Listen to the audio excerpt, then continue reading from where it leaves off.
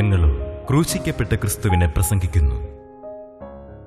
ഉത്തമഗീതങ്ങളുടെ പുസ്തകം 2-ാം അധ്യായം 2-ാം വാക്യം വായിക്കാം. മുള്ളുകളുടെ ഇടയിൽ താമര പോലെ കന്യകുമാരുടെ ഇടയിൽ എൻ്റെ പ്രിയായിരിക്കുന്നു. മുള്ളുകളുടെ ഇടയിൽ താമര പോലെ കന്യകുമാരുടെ ഇടയിൽ എൻ്റെ പ്രിയ ഇരിക്കുന്നു. ദൈവത്തിന് സ്തോത്രം. ഞാൻ പറഞ്ഞല്ലോ, ഉത്തമഗീതം ഒരു മിസ്റ്റിക് കാവ്യമാണ്. മിസ്റ്റിക് കാവ്യം.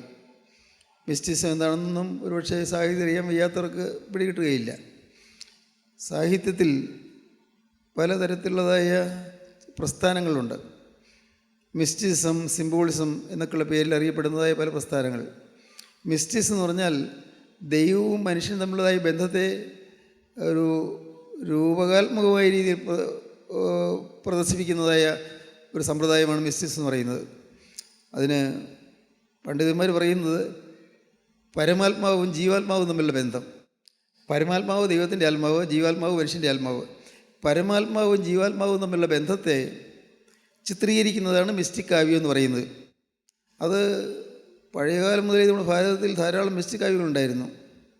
ഇംഗ്ലീഷ് സാഹിത്യത്തിലും മിസ്റ്റിക് കാവ്യങ്ങളുണ്ട്. ഈ സംസ്കൃതത്തിലുള്ള മിസ്റ്റിക് കാവ്യങ്ങളുടെ ചുവട് പിടിച്ചാണ് മലയാളത്തിൽ മിസ്റ്റിക് കാവ്യങ്ങളുണ്ടായത്. മിസ്റ്റിക് കാവ്യങ്ങൾ, മിസ്റ്റിക് കവിതകൾ, ദൈവവും മനുഷ്യനും തമ്മിലുള്ളതായ ബന്ധം, അതാണ് കവി ചിത്രീകരിക്കുന്നത്. ഇവിടെ നമുക്ക് വേദപുസ്തകത്തിൽ ലഭിച്ചിരിക്കുന്ന ഈ മിസ്റ്റിക് കാവ്യം ഉത്തമഗീതം, പാട്ടുകളുടെ പാട്ട് എന്നാണ് അതിൻ്റെ പേര് തന്നെ. പാട്ടുകളുടെ പാട്ട് എന്നുവെച്ചാൽ പാട്ടുകളിൽ വെച്ച് ഏറ്റവും മഹത്തായ പാട്ടാണെന്ന്. ഈ ഉത്തമഗീതം ഞാൻ പറഞ്ഞല്ലോ, നിങ്ങൾക്ക് ഓർമ്മ കാണുമായിരിക്കും, യേശുക്രിസ്തുവും സഭയും തമ്മിലുള്ള ബന്ധത്തെ കാണിക്കുന്നതാണ് ഉത്തമഗീതം. യേശുക്രിസ്തുവും സഭയും തമ്മിലുള്ള ബന്ധത്തെ കാണിക്കുന്നതായതുകൊണ്ട് അതിൽ നമുക്ക് അർത്ഥം മനസ്സിലായി കഴിയുമ്പോൾ വളരെ മഹത്തായ ആശയങ്ങൾ നമുക്ക് കിട്ടും. ഒരു ദേവാലയത്തോട് ഉപമിക്കുകയാണെങ്കിൽ ദേവാലയത്തിൽ പ്രാകാരമുണ്ട്, വിശുദ്ധ സ്ഥലമുണ്ട്, അതിവിശുദ്ധ സ്ഥലമുണ്ട്, അല്ലെങ്കിൽ മഹാവിശുദ്ധ സ്ഥലമുണ്ട് എന്നതുപോലെ ശലോമോൻ എഴുതിയ സദൃശവാക്യങ്ങൾ പ്രാകാരത്തിൻ്റെ സ്ഥാനത്തും, ശലോമോൻ എഴുതിയ സഭാപ്രസംഗി അത് വിശുദ്ധ സ്ഥലത്തിൻ്റെ സ്ഥാനത്തും, ശലോമോൻ എഴുതിയ ഉത്തമഗീതം അത് മദ്ബഹായുടെ അതിവിശുദ്ധ സ്ഥലത്തിൻ്റെ സ്ഥാനത്തും കാണിക്കുന്നു എന്ന് പറഞ്ഞാൽ ഏതാണ്ട് മനസ്സിലാക്കാൻ പറയുകയാണ്. സദൃശവാക്യങ്ങൾ ശരീരത്തെ സംബന്ധിച്ചുള്ളതായ കാര്യങ്ങളാണ്. സഭാപ്രസംഗി ബുദ്ധിയെ അല്ലെങ്കിൽ മനസ്സിനെ ബാധിക്കുന്നതായ കാര്യങ്ങളാണ്. ഉത്തമഗീതം ആത്മാവിനെ കുറിക്കുന്ന കാര്യങ്ങളാണ്. ഏറ്റവും മികച്ച ആത്മീയ ആശയങ്ങൾ, വ്യാഖ്യാനിച്ച് ഗ്രഹിച്ച് കിട്ടേണ്ടതായ ആശയങ്ങൾ അടങ്ങിയിരിക്കുന്ന വളരെ അനുഗ്രഹീതമായൊരു പുസ്തകമാണ് ഉത്തമഗീതം. ഇത് എന്താണ് ഇതിൻ്റെ അർത്ഥം മനസ്സിലാക്കാതെ നിങ്ങൾ വായിച്ചാൽ നിങ്ങൾക്ക് എന്തൊക്കെയാണ് എഴുതിയിരിക്കുന്നത് തോന്നിപ്പോവും. നിങ്ങൾക്ക് അത് വായിക്കാൻ തോന്നുകയില്ല. എന്നാൽ വാസ്തവത്തിൽ അതിൻ്റെ ആന്തരാർത്ഥം ഗ്രഹിച്ചു കഴിഞ്ഞാൽ എത്ര മനോഹരമായ ആശയ പൊരുളാണ് ഈ ഗ്രന്ഥത്തിലുള്ളതെന്ന് നിങ്ങൾക്ക് മനസ്സിലാക്കാൻ സാധിക്കും. ഇവിടെ ശലോമി എന്ന് പറയുന്ന ഒരു കഥാപാത്രം, ശലോമി അതൊരു പെൺകുട്ടിയാണ്, നല്ല സൗന്ദര്യമുള്ളൊരു പെൺകുട്ടിയാണ്. പക്ഷേ അവളുടെ യൗവനത്തിൻ്റെ ആരംഭത്തിൽ തന്നെ അവൾക്ക് ഒരിടയനുമായി അടുപ്പമുണ്ടായി, ഒരു ആട്ടിടയനുമായിട്ട് അടുപ്പമുണ്ടായി. അവിടെ ഈ ശലോമി എന്ന് പറയുന്നത് സഭയെ ഉദ്ദേശിച്ചാണ് പറയുന്നത്. ആട്ടിടയൻ എന്ന് പറയുന്നത് കർത്താവായ യേശുക്രിസ്തുവിനെ ഉദ്ദേശിച്ചാണ് പറയുന്നത്. ശലോമി അവളുടെ ചെറുപ്പത്തിൽ തന്നെ ആ ആട്ടിടയനുമായി വാക്ക് പറഞ്ഞു, പ്രതിഷ്ഠിച്ചു. അവളുടെ ജീവിതം എന്നേക്കും ഈ ആട്ടിടയൻ്റേതായിരിക്കും എന്നുള്ള തീരുമാനം അവളെടുത്തു. ആട്ടിടയൻ അവളോടും പറഞ്ഞു, ഞാൻ നിനക്കുള്ളവൻ എന്ന് അവളോടും പറഞ്ഞു. ഈ പുസ്തകം വായിക്കുമ്പോൾ കാണാം, ഞാൻ നിനക്കുള്ളവളെന്നും നാം വായിക്കും, ചിലയിടത്ത് ഞാൻ നിനക്കുള്ളവനെന്നും വായിക്കും. അങ്ങനെ പരസ്പരം ഉഭയസമ്മതം ചെയ്തു. അത് കാണിക്കുന്നത് ഓരോ മനുഷ്യനും യേശുക്രിസ്തുവുമായി ഉടമ്പടി ചെയ്യുന്നു എന്നുള്ളതാണ്. മാമോദിസയിൽ നാം ഏറ്റുപറഞ്ഞു, സാത്താനെ ഉപേക്ഷിക്കുന്നു, മിശിഹായെ സ്വീകരിക്കുന്നു. അങ്ങനെ ജീവിതത്തിൽ എന്നേക്കുമായി ഒരു ഉടമ്പടി എടുക്കുകയാണ്, ഒരു ഉഭയസമ്മതം ചെയ്യുകയാണ് എന്നേക്കുമായിട്ട്. ഞാൻ യേശുവിൻ്റെ വക എന്ന്. അല്ലാതെ അത് കേവലം ഒരു ശാരീരികമായിട്ട് അല്ലെങ്കിൽ ജഡികമായിട്ട് ചിന്തിച്ചാൽ നമുക്ക് കിട്ടേണ്ടതായ ഗുണം കിട്ടുകയില്ല. അർത്ഥം ഗ്രഹിക്കണം. അർത്ഥം എന്താണ്? സഭ ക്രിസ്തുവുമായി ഉടമ്പടി ചെയ്യുന്നു, ക്രിസ്തു സഭയോട് ഉടമ്പടി ചെയ്യുന്നു. സഭ ചെയ്യുന്ന ഉടമ്പടി എന്താണ്? ഞാൻ നിൻ്റെ അരുമുണവാട്ടിയായിരിക്കും, ഞാൻ കറ തീണ്ടാത്തവളായിരിക്കും, ഞാൻ ജീവിതത്തിൽ തെറ്റുപറ്റാത്തവളായി നിൽക്കും, ഞാൻ വേറെ ആരെയും നോക്കുകയില്ല, ആരെയും സ്നേഹിക്കുകയില്ല, എനിക്ക് ഈ ഇടയനുമായിട്ട് മാത്രമേ എനിക്ക് സ്നേഹബന്ധമുള്ളൂ എന്നുള്ള ദൃഢമായൊരു പ്രതിജ്ഞയാണ് എടുക്കുന്നത്. അങ്ങനെ യേശുക്രിസ്തുവുമായി പ്രതിജ്ഞ എടുത്തതായ ആളുകളാണ് ക്രൈസ്തവ സഭ എന്ന് പറയുന്നത്. അല്ലാതെ പേരിന് മത്തായി എന്നോ മറിയാമ്മയെന്നോ ഉള്ള പേരുകൾ ഉണ്ടായി എന്നുള്ളതുകൊണ്ട് ക്രിസ്ത്യാനിയാകുന്നില്ല. നാം ഓരോരുത്തരും ഒരു ക്രിസ്തു വിശ്വാസിയാകണമെങ്കിൽ നമ്മുടെ പേരല്ല, നമ്മുടെ ഹൃദയമാണ് നോക്കുന്നത്. ഹൃദയം നോക്കണം. വാസ്തവമായി നാം ഒരിക്കലായിട്ട് ഞാൻ ക്രിസ്തുവുമായി ഉടമ്പടി ചെയ്തിട്ടുണ്ടോ? എൻ്റെ ജീവിതത്തിൽ ഒരു പ്രതിജ്ഞ എടുത്തിട്ടുണ്ടോ? യേശുക്രിസ്തുവുമായി വേർപിരിയാത്തൊരു ബന്ധം ഞാൻ സ്ഥാപിക്കാൻ തീരുമാനിച്ചിട്ടുണ്ടോ? ദൈവത്തിന് സ്തോത്രം. പ്രിയപ്പെട്ടവരെ, നിങ്ങൾ അനേകം പേരും ആ അനുഭവത്തിൽ വന്നവരുണ്ടെന്ന് എനിക്കറിയാം. ഈ മാമോദിസയിൽ എടുത്ത തീരുമാനം എന്താണ് തിരിച്ചറിഞ്ഞ് സ്വന്തം ഹൃദയത്തിൽ നിന്ന് തീരുമാനം പുതുക്കിയവർ അനേകരുണ്ടെന്നുള്ളത് എനിക്ക് സംശയമില്ല. നല്ലതാണ്. കാരണം നിങ്ങൾ കൂട്ടായ്മയിൽ സ്ഥിരമായി വരുന്നവരായതുകൊണ്ട് നിങ്ങൾക്ക് അനേകർക്ക് അങ്ങനെ ഒരു അനുഭവം കിട്ടിയിട്ടുണ്ടാകും. പക്ഷേ ആ അനുഭവം വളരെ ലോലമായൊരു അനുഭവമാണ്. വളരെ താണ നിലവാരത്തിലേ ആയിട്ടുള്ളൂ. നിങ്ങൾ വാസ്തവമായി ക്രിസ്തുവുമായി ദൃഢമായൊരു ബന്ധത്തിലേക്ക് വന്നിട്ടില്ല. യേശുക്രിസ്തുവുമായി വ്യക്തമായ ആ പ്രതിജ്ഞയുടെ പൂർത്തീകരണത്തിലേക്ക് വന്നിട്ടില്ല. ഞാൻ യേശുവിൻ്റെ വക എന്ന് പറയുമ്പോഴും പിശാചിന് അവകാശമുള്ള പലതും നമ്മളിലുണ്ട്. നമ്മുടെ ജീവിതത്തിൽ പിശാചിന് അവകാശമുള്ള അനേകം കാര്യങ്ങൾ നമ്മുടെ ജീവിതത്തിലുണ്ട്. നമ്മുടെ സംസാരത്തിൽ അതിൽ വ്യാജം വരുന്നുണ്ട്. ചിലപ്പോൾ മറ്റുള്ളവരെ കളിയാക്കുന്ന വാക്കുകൾ വരുന്നുണ്ട്. നമ്മുടെ സംസാരത്തിൽ ചിലപ്പോൾ മറ്റുള്ളവരെ മുറിപ്പെടുത്തുന്ന വാക്കുകൾ വരുന്നുണ്ട്. നമ്മുടെ പെരുമാറ്റത്തിലെല്ലാം പൈശാചികന് അവകാശം പറയുന്ന അനേകം കാര്യങ്ങളുണ്ട്. സ്നേഹിതരെ, നിങ്ങൾ ചിന്തിക്കൂ, നിങ്ങളുടെ ജീവിതത്തിൽ പിശാചിന് അവകാശമുള്ള കാര്യങ്ങൾ എന്തെല്ലാമാണ്? നാം കണ്ടുപിടിക്കണം, നാം ചിന്തിക്കണം. ഞാനും ഓരോ ദിവസം തോറും അതാണ് എന്നെ ശോധന ചെയ്യുന്നത്. എന്തെങ്കിലും ഇനി പിശാചിന് അവകാശമുള്ളത് എന്തെങ്കിലും ഉണ്ടോ? അവൻ അവകാശപ്പെട്ട പൈസ എൻ്റെ കയ്യിലുണ്ടോ? അവൻ അവകാശപ്പെട്ട എന്തെങ്കിലും സാധനങ്ങൾ എൻ്റെ കയ്യിലുണ്ടോ? അവൻ അവകാശപ്പെട്ടതായ ചീത്ത സ്വഭാവം എന്തെങ്കിലും എന്നിലുണ്ടോ? അവൻ അവകാശപ്പെട്ടതായ വാശിയോ വഴക്കോ കോപമോ വൈരാഗ്യമോ പകയോ വിദ്വേഷമോ അങ്ങനെ എന്തെങ്കിലും ഇതിലുണ്ടോ? ഞാനും നോക്കുകയാണ്, ഞാനും ചിന്തിക്കുകയാണ്. ഞാൻ ഇതെല്ലാം പറയുമ്പോൾ ഞാൻ എൻ്റെ കർത്താവിൻ്റെ സന്നിധിയിൽ വിനയപ്പെട്ടുകൊണ്ടാണ് ഞാൻ പറയുന്നത്. കാരണം എനിക്കറിയാം ക്രിസ്തീയ ജീവിതം എന്ന് പറയുന്നത് അത് നിസ്സാരമല്ല എന്ന് ഞാൻ മനസ്സിലാക്കിയിട്ടുണ്ട്. ക്രിസ്തീയ ജീവിതം അത് എത്രയും ഗൗരവമേറിയതാണ് എന്ന് എനിക്ക് മനസ്സിലായിട്ടുണ്ട്. ദൈവത്തിന് സ്തോത്രം. വെറുതെ ഒന്ന് ദൈവമേ നിനക്ക് സ്തുതി എന്ന് പറഞ്ഞാലോ, ദൈവമേ നീ പരിശുദ്ധനാണെന്ന് പറഞ്ഞാലോ, അല്ലെങ്കിൽ കുറേ നേരം വിശുദ്ധ കുർബാന കണ്ടുകൊണ്ടിരുന്നാലോ, കുറേ നേരം സുവിശേഷ പ്രസംഗം കേട്ടുകൊണ്ടിരുന്നാലോ ഒന്നും ഒരാൾ മാറ്റം വരുന്നില്ല, ക്രിസ്ത്യാനിയാകുന്നില്ല. ക്രിസ്ത്യാനിയാകുക എന്ന് പറഞ്ഞാൽ ക്രിസ്തുവുമായുള്ള അഭേദ്യമായൊരു ബന്ധമാണ്, യേശു ക്രിസ്തുവുമായുള്ള ബന്ധം. സ്നേഹിതരെ, നിങ്ങൾ ചിന്തിച്ച് നോക്കൂ, എനിക്ക് യേശു ക്രിസ്തുവുമായൊരു ബന്ധമുണ്ടോ? ഞാൻ യേശു ക്രിസ്തുവിനോട് ഉള്ളു തുറന്ന് പറഞ്ഞ്, ഞാൻ എൻ്റെ ഹൃദയം പകർന്ന് എൻ്റെ ഹൃദയത്തിൻ്റെ ആവശ്യങ്ങളുകൊണ്ട് പറഞ്ഞ് ഞാൻ എൻ്റെ ആവശ്യങ്ങൾ നേടിയെടുക്കാറുണ്ടോ? ദൈവത്തോട് ചോദിക്കാറുണ്ടോ? ഞാൻ പ്രാർത്ഥിക്കാറുണ്ട്. ചില പ്രശ്നങ്ങൾ വരുമ്പോൾ പ്രാർത്ഥിക്കും, ശരി. പക്ഷേ എപ്പോഴും നിരന്തരമായി ആ ബന്ധം എനിക്ക് നിലനിർത്താൻ പറ്റുന്നുണ്ടോ? നിരന്തരമായി. ദൈവത്തിന് സ്തോത്രം. ഒരുപക്ഷെ ഉറക്കത്തിലാണ് കടന്നു പോകുന്നതെങ്കിലും ആ ബന്ധത്തിലാണെങ്കിൽ ദൈവരാജ്യത്തിൽ ഞാൻ ചെല്ലും. അല്ല, ഉറക്കത്തിൽ കടന്നു പോകുന്നു, ഒന്നും അറിയുന്നില്ല, രാവിലെ നോക്കുമ്പോൾ ആൾ മരിച്ചു കിടക്കുന്നു. ആ യേശുക്രിസ്തുമായ ബന്ധത്തിലല്ലെങ്കിലോ ആൾ നിത്യതയിൽ ദൈവരാജ്യത്തിൽ ചെല്ലുകയില്ല. നിത്യ അന്ധകാരത്തേക്ക് പോയി കഴിയും. പിന്നെ ആർക്കൊന്നും ചെയ്യാൻ സാധിക്കുകയില്ല. എന്തെല്ലാം പ്രാർത്ഥന കഴിച്ചാലും, മരിച്ചു കഴിഞ്ഞ ശേഷം ഏതെല്ലാം പ്രാർത്ഥനകൾ കഴിക്കുകയോ എന്തെല്ലാം കർമ്മപരിപാടികൾ ചെയ്യുകയോ ചെയ്താലും ആത്മാവിനെ രക്ഷിക്കാൻ സാധിക്കുകയില്ല. ഭൂമിയിൽ ജീവിച്ചിരിക്കുന്ന കാലത്ത് വേണം ആത്മാവിനെ രക്ഷിക്കാൻ. അതുകൊണ്ട് ആത്മാവ്, മനുഷ്യൻ്റെ ആത്മാവ് ദൈവവുമായി നിരന്തരം ബന്ധത്തിലായിരിക്കണം. വിട്ടുപിരിയാൻ പാടില്ലാത്ത ബന്ധം. മുന്തിരിവള്ളിയുടെ ചില്ലിക്കൊമ്പ് മുന്തിരിവള്ളിയോട് ചേർന്ന് നിൽക്കുന്ന പോലെ അതുപോലെ നാം ക്രിസ്തുവുമായി ചേർന്ന് നിൽക്കണം, ക്രിസ്തുവിനോട് ഒട്ടിച്ചേർന്ന് നിൽക്കണം. എങ്കിൽ മാത്രമേ ഈ ഫലം കായ്ക്കുകയുള്ളൂ. മുന്തിരിത്തണ്ടിൽ നിന്ന് ആ ചില്ല മാറിക്കഴിഞ്ഞാൽ അതിൽ ഫലം കായ്ക്കുകയില്ല, നമുക്കറിയാമല്ലോ. എന്നതുപോലെ നാം ഫലം കായ്ക്കുന്ന വിശ്വാസികളാകണമെങ്കിൽ ആ മുന്തിരിവള്ളിയോട് ചേർന്ന് നിൽക്കണം. എന്ന് വെച്ചാൽ കർത്താവായ യേശുക്രിസ്തുവിനോട് ചേർന്ന് നിൽക്കണം. യേശുക്രിസ്തുവിനോട് വിട്ടുപിരിയാൻ പാടില്ലാത്തൊരു ബന്ധം നമുക്കുണ്ടായിരിക്കണം.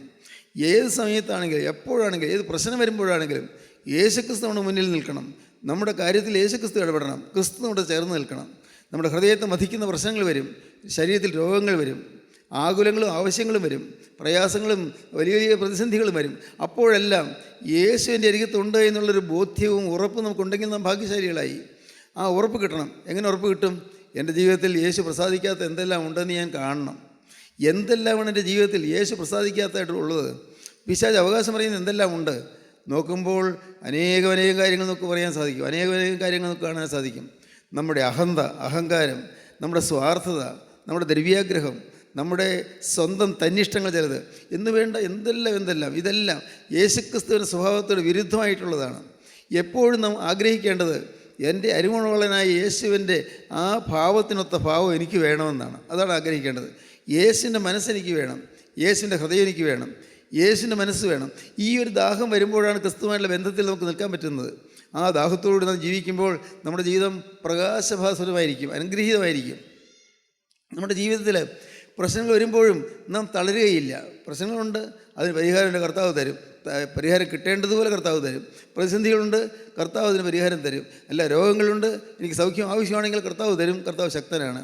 എനിക്ക് മക്കളുടെ ഏതെങ്കിലും കാര്യങ്ങളാണോ അത് കർത്താവ് നോക്കിത്തരും. കാരണം ഞാൻ എൻ്റെ ജീവിത യേശുവിന് കൊടുത്തു, അതുകൊണ്ട് എൻ്റെ മക്കളുടെ കാര്യം കർത്താവ് നോക്കിത്തരും. ഇങ്ങനെ നമ്മുടെ ജീവിതത്തിൽ, ദൈനംദിന ജീവിതത്തിൽ നമുക്കുള്ള കാര്യങ്ങളെല്ലാം യേശു ഏറ്റെടുക്കുകയും യേശു നടത്തുകയും ചെയ്യും.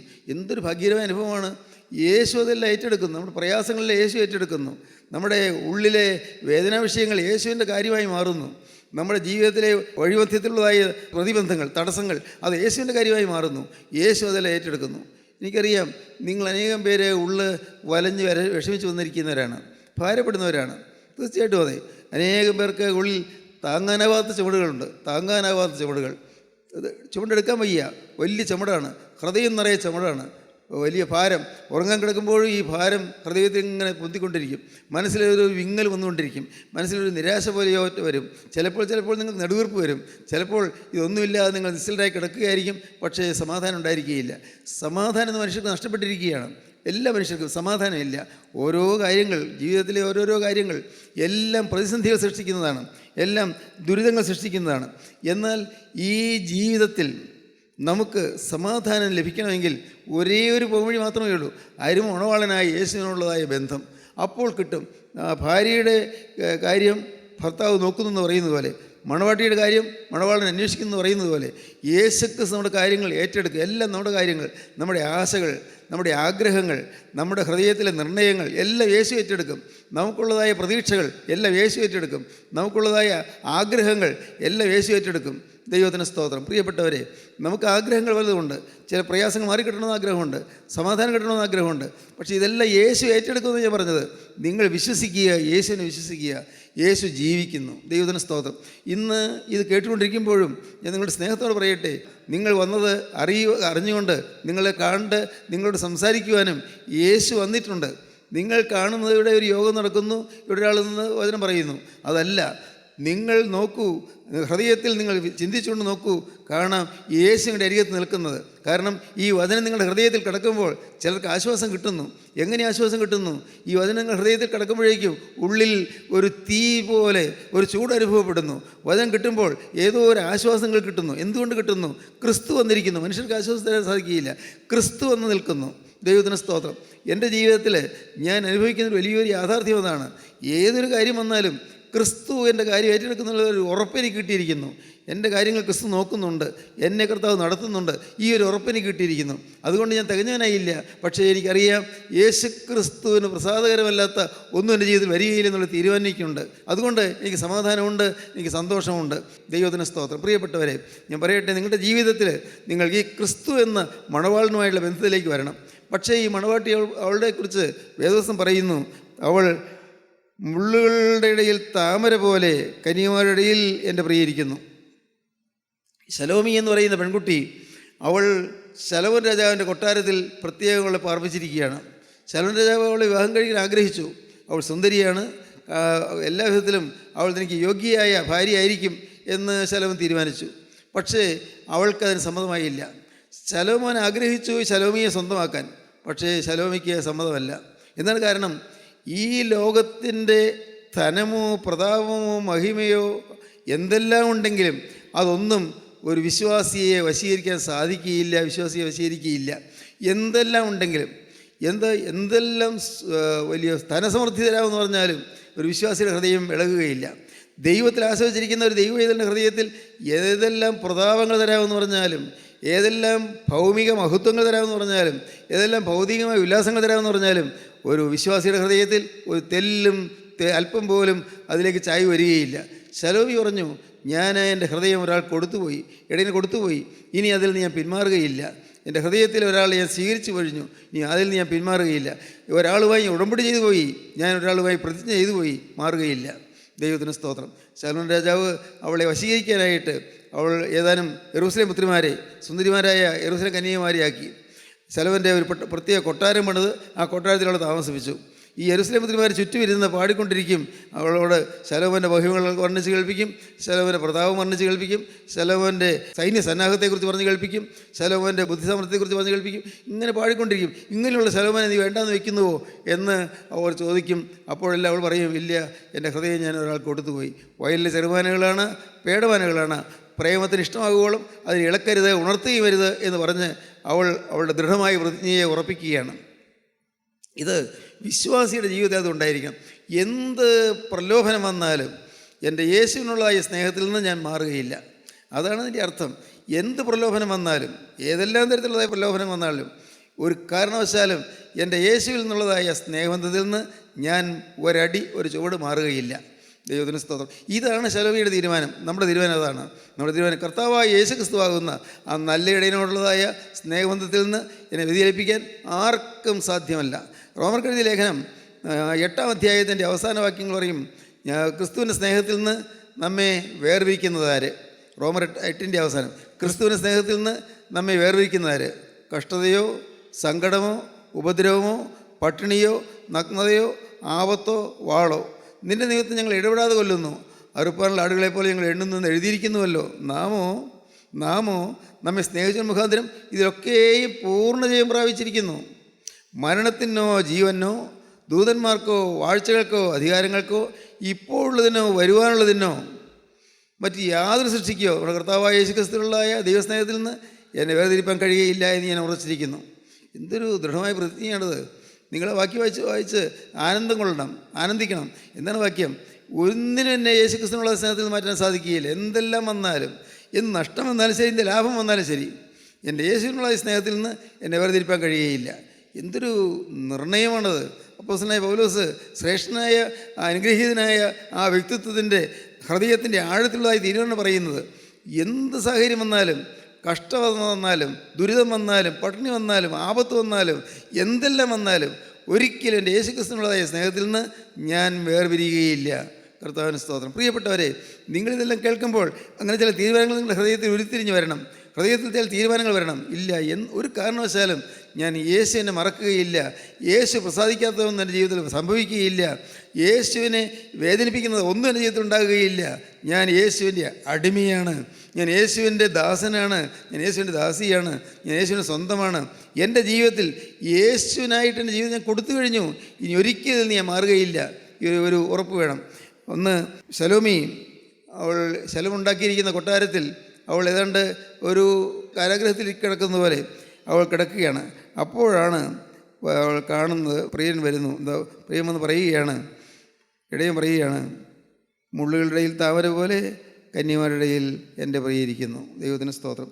മുള്ളുകളുടെ ഇടയിൽ താമര പോലെ കന്യകമാരുടെ ഇടയിൽ എൻ്റെ പ്രിയയിരിക്കുന്നു. മുള്ളുകൾക്കിടയിലാണ് ഇരിക്കുന്നത്. പ്രലോഭനങ്ങൾ മുള്ളുകൾക്കിടയിലിരിക്കുന്നു. ഇവർ പാടുന്ന പാട്ട്, ശരീരസേമത്തിമാർ പാടുന്ന പാട്ട് ശലോമോൻ്റെ വർണ്ണനകളാണ്. ശലോമോൻ്റെ കഴിവുകളെക്കുറിച്ചും ശലോമോൻ്റെ സേനാ സന്നാഹത്തെക്കുറിച്ചും എല്ലാം പറയുന്നത്. പക്ഷേ ശലോമോൻ്റെ സൗന്ദര്യത്തെക്കുറിച്ച് പറഞ്ഞാലും എന്തെന്ത് വർണ്ണനകൾ കേൾപ്പിച്ചാലും ഇവരുടെ ഹൃദയം മാറുന്നില്ല. ഈ ഓരോ പാട്ടും, ആ യെരൂശലേംപുത്രിമാരുടെ ഓരോ പാട്ടും മുള്ളുകളാണ്. അവൾക്കത് മുള്ളുപോലെയാണ്, മുള്ളുപോലെ ഏൽക്കുകയാണ്. അവളുടെ വിശുദ്ധമായ ജീവിതത്തിൽ മുള്ളേൽക്കുകയാണ്. അവളുടെ ഹൃദയത്തിന് പതർച്ച വരുത്താൻ ശ്രമിക്കുകയാണ്. അപകടം വരുന്നില്ല, പക്ഷേ മുള്ളുപോലെയാണ് ഇരിക്കുന്നത്. മുള്ളുകളുടെ ഇടയിൽ താമര പോലെ എൻ്റെ പ്രിയയിരിക്കുന്നു. മുള്ളുകളിൽ താമര പോലെ കന്യകമാരുടെ ഇടയിൽ എൻ്റെ പ്രിയയിരിക്കുന്നു. ആ യെരൂശലേംപുത്രിമാരുടെ ഇടയിൽ എൻ്റെ പ്രിയയിരിക്കുന്നത് മുള്ളുകളുടെ ഇടയിൽ താമര പോലെ. കർത്താവായ യേശു ക്രിസ്തു നമ്മെ നോക്കുമ്പോൾ നമുക്ക് അനേകം മുള്ളുകളുണ്ട്. നിങ്ങൾ നോക്കൂ, ചിന്തിച്ച് നോക്കൂ. മുള്ളുകളില്ലേ നമ്മുടെ ജീവിതത്തിൽ? മുള്ളുകൾ, എന്തുമാത്രം മുള്ളുകൾ! ദൈവത്തിന് സ്തോത്രം. താങ്ങാൻ വയ്യാത്ത വേദന ഉണ്ടാക്കുന്ന മുള്ളുകളുണ്ട്. നമുക്ക് രക്ഷപ്പെടാൻ പറ്റാത്ത രീതിയിൽ ചുറ്റി നിൽക്കുന്ന മുള്ളുകളുണ്ട്. ചുറ്റും മുള്ളുകൾ. ദൈവത്തിന് സ്തോത്രം. ചിന്തിച്ച് നോക്കൂ. ഇല്ലേ, നമുക്ക് ഓരോ ദിവസവും മുള്ളുകളുടെ ഇടയിലേക്കല്ലേ നാം ഇറങ്ങുന്നത്? ഓരോ ദിവസവും മുള്ളുകളുടെ ഇടയിലല്ലേ നാം കിടന്ന് ഉറങ്ങുന്നത്? മുള്ളുകൾ എന്ന് പറയുന്നത് പുറമെയുള്ള മുള്ളുകളല്ലല്ലോ. ഈ പേഴ്സണൽ പ്രോബ്ലംസ്, എന്തുമാത്രം പ്രശ്നങ്ങളാണ് ഓരോ മനുഷ്യൻ നേരിടുന്നത്. ഒരുപക്ഷെ ഞാൻ പറയാത്തതായ കാര്യങ്ങളായിരിക്കും നിങ്ങളുടെ ജീവിതത്തിലെ മുള്ളുകൾ. ഞാനിവിടെ പറയാത്തതായ കാര്യങ്ങളായിരിക്കും. നിങ്ങൾ ഒരു വിവാഹം കഴിച്ചു, മക്കളുണ്ടായില്ല, അതൊരു മുള്ളാണ്. അപ്പോൾ പ്രിയപ്പെട്ടവരാരെങ്കിലുമൊക്കെ ചോദിക്കുന്നു, എന്താ വിശേഷമൊന്നുമില്ലേ? അപ്പോൾ അത് ഓരോന്നും മുള്ളു പോലെ കൊള്ളുകയാണ്. ചോദിക്കുന്നവർ വെറുതെ ചോദിക്കുന്നവർ രോഗ്യം പറയുന്ന ചോദിക്കുന്നേ ഉള്ളൂ. പക്ഷേ ആ വാക്ക് മുള്ളായിട്ടാണ് നമുക്ക് കേൾക്കുന്നത്. നമ്മുടെ മക്കൾ പരീക്ഷ എഴുതി പാസ്സാകാതിരിക്കുക. അപ്പോൾ ചോദിച്ചു, എങ്ങനെയുണ്ട് മോൻ്റെ മാർക്ക് എങ്ങനെയുണ്ട്, മോൾ എങ്ങനെയുണ്ട്, നന്നായിട്ട് എഴുതിയോ, മാർക്ക് എങ്ങനെയുണ്ട്? ഒരു മുള്ള് നമ്മുടെ ഉള്ളിൽ മുള്ളു കൊള്ളുകയാണ്. പ്രായപൂർത്തിയായ പെൺകുട്ടി, വിവാഹാലോചന ഒന്നും വരുന്നില്ലേ, മുള്ളാണ്. നമ്മളുടെ നേരെ ഇങ്ങനെ ഓരോ തരം മുള്ളുകൾ ഇങ്ങനെ വന്ന് കൊണ്ടുകൊണ്ടിരിക്കുകയാണ്. മനസ്സിലേൽക്കുന്ന മുള്ളുകൾ ഓരോരുത്തർക്കും ഉണ്ട്, നിങ്ങൾക്ക് എല്ലാവർക്കും ഉണ്ട്. നിങ്ങൾ നേരിടുന്ന അനേകം മുള്ളുകളുടെ ഇടയിലാണ് നിങ്ങൾ നിൽക്കുന്നത്. മുള്ളുകളുടെ ഇടയിൽ താമര പോലെ കന്യകമാരുടെ ഇടയിൽ എൻ്റെ പ്രിയയിരിക്കുന്നു. ദൈവത്തിന് സ്തോത്രം, ദൈവത്തിന് വലിയ നാമം മഹത്വപ്പെടട്ടെ. ഇന്ന് പ്രിയപ്പെട്ടവരെ, ഞാൻ വളരെ എളിമയോടെ നിങ്ങളെ അപേക്ഷിക്കുകയാണ്, നിങ്ങൾ ദയവായി ഇപ്പോൾ ഒരു നിമിഷം നിങ്ങൾ ചിന്തിക്കണം, എൻ്റെ ജീവിതത്തിലെ മുള്ളുകൾ എന്തെല്ലാമാണ്? എൻ്റെ ജീവിതത്തിലെ മുള്ളുകൾ എന്തെല്ലാമാണ്? ഭർത്താവിൻ്റെ കോപാവേശമാണോ? കോപിച്ച് വന്ന് ജോലിയൊന്നും ചെയ്യാതെ താലിമാല പോലും പറിച്ചുകൊണ്ട് പോയി വിറ്റ് കള്ളു കുടിച്ചിട്ട് വരുമ്പോൾ, മദ്യപിച്ചിട്ട് വരുമ്പോൾ അദ്ദേഹത്തിൻ്റെ പരാക്രമങ്ങൾ, അതാണോ എൻ്റെ ജീവിതത്തിലെ മുള്ള്? അല്ല, എൻ്റെ ജീവിതത്തിൽ മുള്ള് എനിക്ക് ഇതുവരെയും പഠിക്കാൻ നോക്കിയിട്ട് പറ്റുന്നില്ല, പഠിത്തം നന്നായിട്ട് നടക്കുന്നില്ല, ഈ ബുദ്ധി തെളിയുന്നില്ല, ഞാൻ എന്ത് ചെയ്യും? ഒരു മുള്ളാണ്. ദൈവത്തിന് സ്തോത്രം. പരീക്ഷ പാസ്സായി, പഠിക്കാൻ മിടുക്കനായിരുന്നു, പക്ഷേ ജോലി കിട്ടിയില്ല. എത്രയോ നാളുകളായി ഞാൻ ജോലിക്ക് വേണ്ടി അപേക്ഷിച്ചു. ഒരിടത്ത് ജോലിക്ക് ഞാൻ ചിലയിടത്ത് ഇൻ്റർവ്യൂവിന് പോയി, പക്ഷേ കിട്ടിയില്ല. ഒരു മുള്ളാണത്. ദൈവത്തിന് സ്തോത്രം. പ്രിയപ്പെട്ടവരെ, നിങ്ങൾക്ക് ചിന്തിക്കാം, ഓരോരോ കാര്യങ്ങൾ ചിന്തിക്കാം. ഓരോന്ന് ചിന്തിക്കുമ്പോഴും നിങ്ങൾക്ക് ദൈവത്തെ സ്തുതിക്കാം. എങ്ങനെ സ്തുതിക്കാം? കർത്താവേ, വലിയ മുള്ളുകളൊന്നും വരാതെ നീ എന്നെ ഇതുവരെ കാത്തല്ലോ, ഭയങ്കരമായ മുള്ളുകൾ ഏൽക്കാതെ നീ എന്നെ സൂക്ഷിച്ചല്ലോ. മുള്ളുകളുടെ ഇടയിൽ ഞാൻ നിൽക്കുന്നെങ്കിലും അതൊന്നും എൻ്റെ പറ്റി പിടിക്കാതെ വണ്ണം, എന്നെ മുറിപ്പെടുത്താതെ വണ്ണം കർത്താവെ നീ എന്നെ സൂക്ഷിച്ചല്ലോ. ഇങ്ങനെ ദൈവത്തോട് നന്ദിയുള്ളവരായിരിക്കുക, ദൈവത്തോട് നന്ദി പറയുക. കർത്താവെ, എനിക്ക് മാരകമായി ഒന്നും വരാതെ നീ എന്നെ സൂക്ഷിച്ചല്ലോ. കർത്താവിന് സ്തോത്രം. മുള്ളാണ്. വളരെ നല്ല കുടുംബം, സൗകര്യമായി കഴിയുന്നു, ജീവിക്കാൻ മാർഗമുണ്ട്, എല്ലാം ഉണ്ട്, വേറെ കുഴപ്പമൊന്നുമില്ല, ദൈവഭക്തിയോടുകൂടി ജീവിക്കുന്നു. പക്ഷേ പെട്ടെന്ന് ഒരാൾക്കൊരു രോഗം വരുന്നു, ഭാര്യയ്ക്കോ അല്ലെങ്കിൽ ഭർത്താവിനൊരു രോഗം വരുന്നു. പെട്ടെന്നാണ് അറിഞ്ഞത് ഒരു മുള്ള് കയറി. ആ രോഗത്തിന് ചികിത്സിക്കാൻ പോയപ്പോഴാണ് അറിയുന്നത് അത് ഭേദമാകാൻ പ്രയാസമുള്ള രോഗമാണെന്ന്. പ്രിയപ്പെട്ടവരെ, ഹൃദയം നിറയെ മുള്ളുകളുമായി വലയുന്നു. ഇങ്ങനെ എത്രയെത്ര കാര്യങ്ങൾ പറയാനുണ്ട്. നിങ്ങൾ ചിന്തിച്ചാൽ നിങ്ങൾക്കറിയാം. നിങ്ങൾ ചിന്തിക്കണം, എൻ്റെ ജീവിതത്തിൽ മുള്ളുകൾ എന്തെല്ലാമാണ്? മുള്ളുകൾ. ദൈവത്തിന് സ്തോത്രം. കരുണയുള്ള കർത്താവിൻ്റെ കൃപയാൽ കർത്താവ് ഈ മുള്ളുകളെ എല്ലാം പറിച്ച് മാറ്റി നിങ്ങൾക്ക് ആശ്വാസം തരാൻ അവൻ കടന്നു വന്നിട്ടുണ്ട്. ദൈവത്തിന് സ്തോത്രം. ഞാൻ വിശ്വസിക്കുന്നു, നിങ്ങൾ ഉള്ളൊഴിഞ്ഞ കർത്താവിനായി ജീവിതം കൊടുത്തിട്ട് നിങ്ങൾ പ്രാർത്ഥിച്ചാൽ നിങ്ങളുടെ ആഗ്രഹങ്ങൾ കർത്താവ് സാധിപ്പിച്ചു തരും. എനിക്കൊരു സംശയവുമില്ല. കർത്താവിന് സ്തോത്രം. പ്രിയപ്പെട്ടവരെ, നിങ്ങളുടെ ജീവിതം ക്രിസ്തുവിന് കൈമാറിയിട്ട് ഈ ജീവിതം, യേശുവേ, ഇത് ഇത്രയും കാലം എൻ്റേതായി ഞാൻ വെച്ചുകൊണ്ടിരുന്നു, പക്ഷേ ഈ ജീവിതം ഇനി നിൻ്റേതാണ്. ഇനി എനിക്ക് എൻ്റെ മേൽ യാതൊരു അധികാരവുമില്ല, യാതൊരു അവകാശവുമില്ല. എല്ലാം ഞാൻ വിട്ടു തന്നിരിക്കുന്നു. എൻ്റെ സ്വഭാവം വിട്ടു തന്നിരിക്കുന്നു, എൻ്റെ ശരീരം വിട്ടു തന്നിരിക്കുന്നു, എൻ്റെ മനസ്സ് ബുദ്ധി വിട്ടു തന്നിരിക്കുന്നു, എൻ്റെ ചിന്തകൾ വിട്ടു തന്നിരിക്കുന്നു. എൻ്റെ ഇതെല്ലാം ഞാൻ നിന്നെ ഏൽപ്പിച്ചിരിക്കുന്നു. എനിക്കിനി സ്വന്തമായിട്ടൊന്നുമില്ല. ആകെയുള്ളത് എൻ്റെ യേശു മാത്രം. ഹല്ലേലൂയ, ദൈവത്തിന് സ്തോത്രം. പറയാൻ പറ്റുമോ നിങ്ങൾക്ക്? അങ്ങനെ പറയുമ്പോൾ കാണാം യേശു വന്ന് നിങ്ങളുടെ ജീവിതത്തിലെ മുള്ളുകൾ ഓരോന്നോരോന്നായി വലിച്ചെടുക്കുന്നത്, എല്ലാം പറിച്ചു മാറ്റും. കർത്താവിന് സ്തോത്രം. അപ്പോൾ നിങ്ങൾ സ്വതന്ത്രരായി തീരും, സമാധാനമായി തീരും. മുള്ളുകൾ മാറ്റിത്തരുന്നൊരു ദൈവം, ദൈവത്തിന് സ്തോത്രം. മുള്ളുകൾ പറിച്ചു മാറ്റുന്നൊരു ദൈവം. നിങ്ങൾ വിശ്വസിക്കൂ, ജീവനുള്ള ക്രിസ്തു നിങ്ങളുടെ ജീവിതത്തിലെ ദുസ്വഭാവങ്ങൾ മാറ്റിത്തരും. നിങ്ങളുടെ ജീവിതത്തിലുള്ളതായ ചില ദുശ്ശീലങ്ങൾ മാറ്റിത്തരും. പുകവലിയാണോ, അതല്ല കഞ്ചാവാണോ, അതല്ല സിനിമയോടുള്ള പ്രേമമാണോ, അതല്ല നിങ്ങളുടെ ജീവിതത്തിൽ കൊണ്ടുവരാത്തതായ ചില ശീലങ്ങൾ, പുറത്തു പറയാൻ ഒരുപക്ഷെ അറയ്ക്കുന്നതായ ചില ശീലങ്ങൾ, അതാണോ? എല്ലാം കർത്താവ് ഈ മുള്ളെല്ലാം പറിച്ചു മാറ്റിത്തരും. ഒരൊറ്റയ്ക്കൊരു കാര്യം ചെയ്താൽ മതി.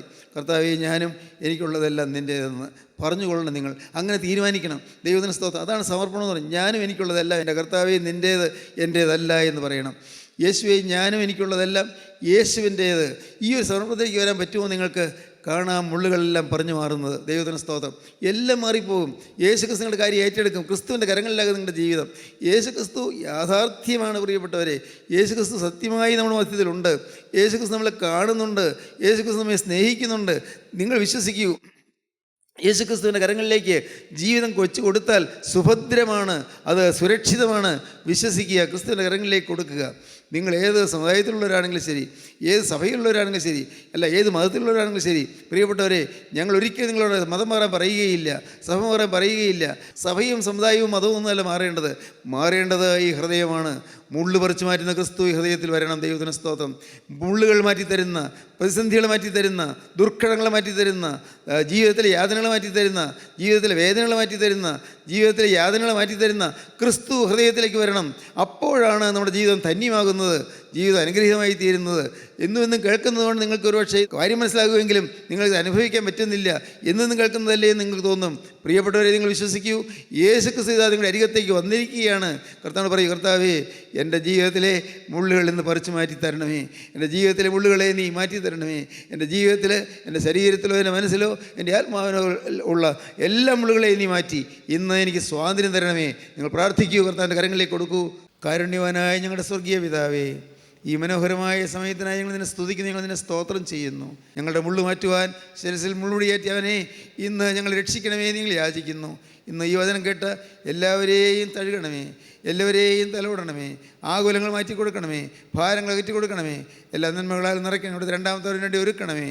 യേശു ക്രിസ്തുവിൻ്റെ രാജകീയ നാമത്തിൽ പ്രാർത്ഥിക്കുന്നവരോട് കേൾക്കണമേ. ആമീൻ. ഹല്ലേലൂയ.